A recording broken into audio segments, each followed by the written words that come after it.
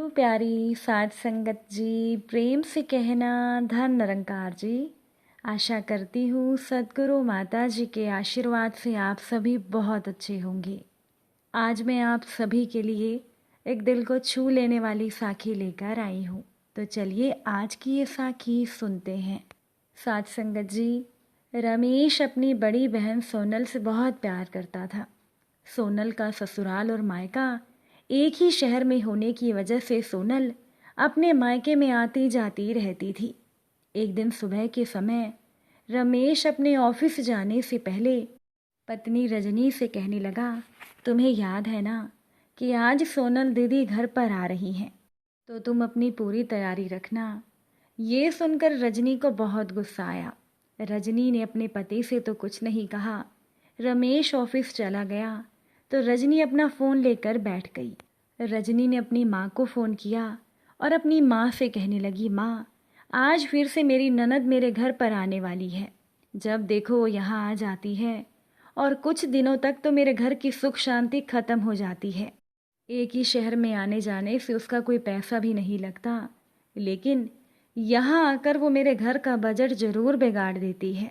मेरा तो दिमाग ही खराब हो जाता है। रजनी अपनी माँ से कहने लगी, माँ देखना, धीरे धीरे मैं मेरी ननद का अपमान करना शुरू कर दूंगी और जब उसे समझ में आ जाएगा कि मुझे उसका यहाँ आना बोझ लगता है तो वो खुद ही यहाँ आना छोड़ देगी। मैं उसका मायका छुड़ा दूंगी।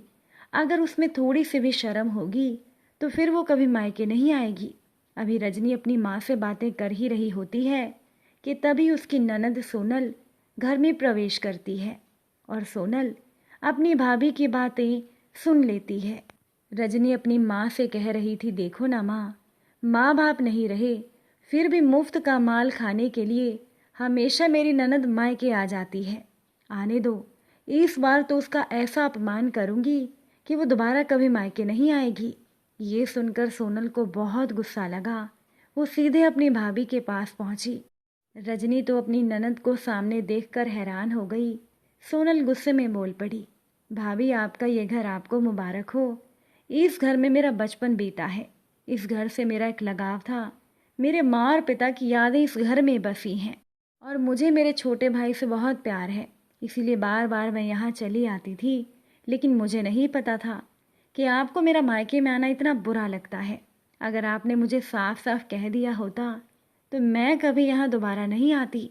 माना कि मेरा भाई बहुत अच्छा है, लेकिन जहाँ मेरी कोई इज्जत ही नहीं वहाँ मैं कभी दोबारा नहीं आऊँगी। इतना कहकर सोनल रोती हुई घर से बाहर निकल गई। अपने भाई रमेश को भी सोनल ने ज़्यादा कुछ बताना ठीक नहीं समझा। बस उसने अपने भाई से कह दिया कि मेरी भाभी को मेरा मायके आना पसंद नहीं, इसीलिए मैं मायके नहीं आऊँगी। जब तुम्हें मुझसे मिलने का मन होगा तो तुम मेरे ससुराल चले आना।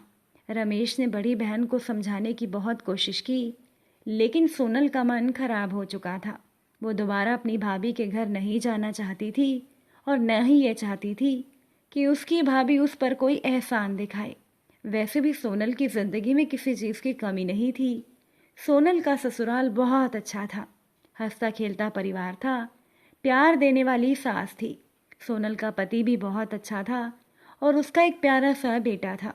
तो फिर उसे अपमानित होने के लिए मायके आने की ज़रूरत ही क्या थी। वैसे भी सोनल मानती थी कि जहाँ इंसान को मान सम्मान न मिले वहाँ बिल्कुल नहीं जाना चाहिए। सोनल का भाई अपनी बहन से प्यार बहुत करता था, लेकिन सोनल ये नहीं चाहती थी कि उसकी वजह से उसके भाई की गृहस्थी खराब हो जाए। इसीलिए सोनल ने मायके से दूरी बना ली। देखते ही देखते सोनल को मायके में गए 2 साल बीत गए। सोनल ने मुड़कर मायके की तरफ नहीं देखा था। रजनी भी खुश थी कि उसका ननद से पीछा छूट गया था। रजनी अपनी ही दुनिया में मस्त थी। ये सोचकर तो रजनी और ज़्यादा खुश थी कि उसे अब कभी भी ननद की सेवा नहीं करनी पड़ेगी। लेकिन रमेश को ये बात बहुत महसूस होती थी कि उसकी पत्नी की वजह से उसकी बहन का मायका छूट गया। वो इस बात से बहुत दुखी रहता था, लेकिन फिर भी अपने घर में सुख शांति बनाए रखने के लिए वो बेचारा चुप ही रहता था। लेकिन वो अंदर ही अंदर घुट रहा था। दूसरी तरफ सोनल ने मायके से दूरी तो बना ली थी, लेकिन फिर भी उसे मायके की याद बहुत आती थी। भले ही वो गृहस्थी अब उसकी भाभी की हो चुकी थी, लेकिन उस घर की एक एक ईंट में उसके बचपन की यादें बसी थी। उसकी माँ का प्यार था, उसके पिता का दुलार था, भाई के साथ की हुई मस्तियाँ थी। लेकिन भाभी की वजह से सोनल इन सभी से ही दूर हो गई थी। दूसरी तरफ रजनी अपनी ही धुन में जीवन की खुशियों का आनंद लेते हुए आगे बढ़ती चले जा रही थी। लेकिन रजनी को नहीं पता था कि उसे भागते भागते ठोकर भी लग सकती है। अब यूं ही एक दिन सुबह के समय जब रजनी अपने कमरे से बाहर आ रही थी कि तभी उसका पांव फिसल गया। रजनी के पांव और कमर में चोट आ गई। उस समय रजनी का बेटा स्कूल में था और रमेश भी अपने ऑफिस गया हुआ था, इसीलिए पड़ोसी रजनी को लेकर अस्पताल में गए। पड़ोसियों ने ही रजनी के पति रमेश को फ़ोन लगाया और बताया कि रजनी को वो लोग अस्पताल में लेकर आए हैं। रमेश अपने ऑफिस से छुट्टी लेकर अस्पताल पहुंच गया।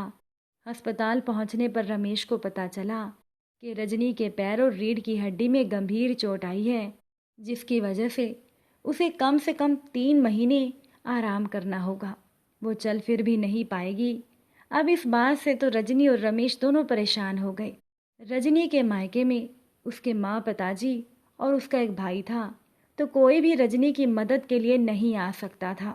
और ससुराल में तो रजनी ने कोई रिश्ता अच्छे से निभाया ही नहीं था, तो इस मुश्किल के समय में कौन रजनी के काम आता। हाँ, रजनी की ननद सोनल उसी शहर में रहती थी। वो चाहती तो अपनी भाभी की मदद कर सकती थी, लेकिन रजनी ने तो खुद ही अपनी ननद से उसका मायका छीन लिया था।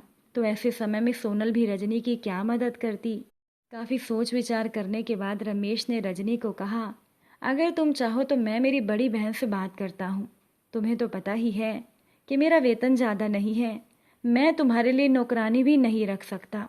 तो ऐसे में अपने ही काम आते हैं, लेकिन तुमने तो हर किसी के साथ रिश्ता इतना खराब कर दिया है कि मुसीबत में हमें कोई पूछने भी नहीं आया। रजनी की आंखों से आंसू आ गए और वो कहने लगी, मैं किस मुंह से अपनी ननद को यहाँ बुलाऊं? मुझे उनसे मदद लेने का अधिकार ही नहीं है। रमेश भी अपनी बड़ी बहन को फ़ोन नहीं कर पा रहा था, क्योंकि उसे लगा था कि मेरी बहन यही समझेगी कि उसका इस्तेमाल करने के लिए ही उसके भाई ने उसे फ़ोन किया है। इसीलिए रमेश ने भी अपनी बड़ी बहन को फ़ोन नहीं किया।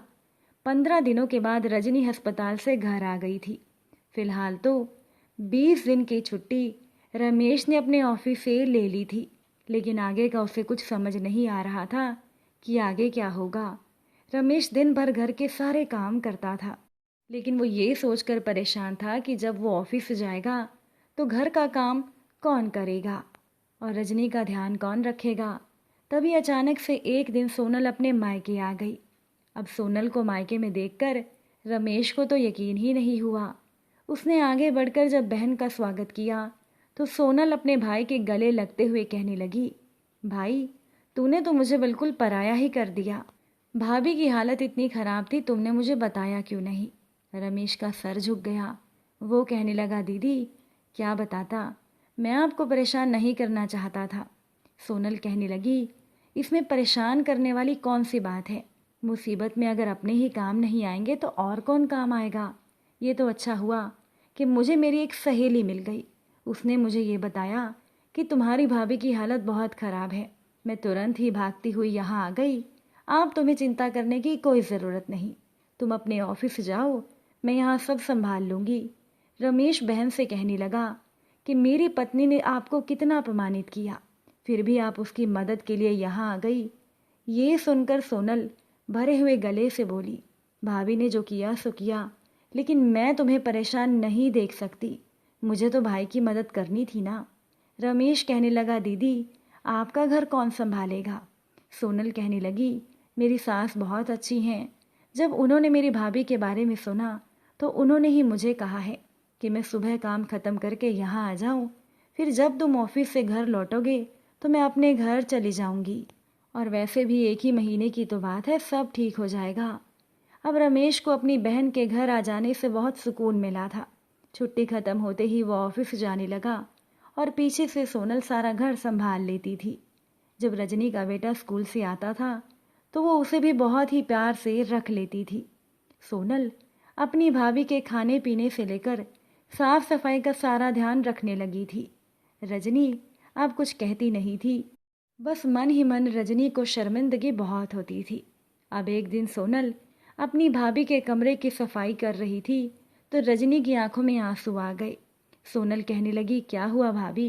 मैं जानती हूँ कि आपको मेरा यहाँ आना अच्छा नहीं लगता, इसीलिए आप परेशान हो ना। वैसे भी जिससे आप नफरत करती थी उसी पर आप निर्भर हो गई हो। लेकिन फिक्र ना करो, कुछ ही दिनों की तो बात है, मैं दोबारा फिर कभी मायके नहीं आऊंगी। अब पहले की तरह मायके से दूरी बना लूंगी। ये सुनते ही रजनी ने सोनल का हाथ पकड़ते हुए कहा, नहीं दीदी, मुझे माफ़ कर दीजिएगा। इतने दिनों से दबे हुए आंसू आज रजनी की आंखों से बहने लगे थे। वो ननद के गले लगकर रोने लगी, कहने लगी कि मैंने आपको आपके मायके से दूर करने के लिए कितना कुछ सुना दिया था, आपका कितना अपमान किया था, लेकिन फिर भी आप मेरी मदद करने के लिए यहाँ आ गई। मैंने नहीं सोचा था कि मेरी ज़िंदगी में ऐसा दिन भी आएगा जब मुझे किसी के सहारे की ज़रूरत होगी। लेकिन आज मुझे अच्छे से समझ में आ रहा है कि इंसान के साथ कभी भी कुछ भी हो सकता है। इसीलिए इंसान को अपने अच्छे समय में अहंकार नहीं करना चाहिए। इसीलिए आप मुझे माफ़ कर दीजिए, आप बहुत अच्छी हैं और मैं बहुत बुरी हूँ। इतना कहकर रजनी रोने लगी तो सोनल की आंखों में भी आंसू आ गए। सोनल ने भरे हुए गले से कहा, रजनी, अगर तुम्हें तुम्हारी गलती का एहसास है तो मैं भी तुम्हें माफ़ करती हूँ, लेकिन कभी भी किसी बेटी का मायका छुड़ाने की कोशिश नहीं करनी चाहिए, क्योंकि बेटियाँ कुछ लेने के लिए मायके नहीं आती हैं, बल्कि वो तो अपने छूटे हुए एहसासों को समेटने के लिए आती हैं, अपने बचपन की यादों को जीने के लिए आती हैं। और आप भी तो एक बेटी हो, आपको ये बात समझनी चाहिए थी। इसके आगे तो रजनी से कुछ बोला नहीं गया। आज वो माफ़ी मांगकर खुद को बहुत ही हल्का महसूस कर रही थी। रजनी ने मन ही मन तय कर लिया था कि अब वो अपनी ननद को उसके हिस्से का उचित मान सम्मान देगी और ननद के साथ एक अच्छा रिश्ता बनाएगी। तो साथ संगत जी, अब आप सभी कमेंट करके बताइएगा कि सोनल ने अपने मायके में आकर अपनी भाभी की जो मदद की, क्या उसे ऐसा ही करना चाहिए था या उसे अपने मायके में नहीं आना चाहिए था? अपनी राय कमेंट में ज़रूर लिखिएगा। साथ ही अच्छी लगी हो वीडियो को लाइक शेयर कीजिएगा। चैनल पर नए हैं तो सब्सक्राइब भी करके जाइएगा। आप सभी से फिर मुलाकात होगी नई साखी के साथ। साथ संगत जी, प्यार से कहना, धन निरंकार जी।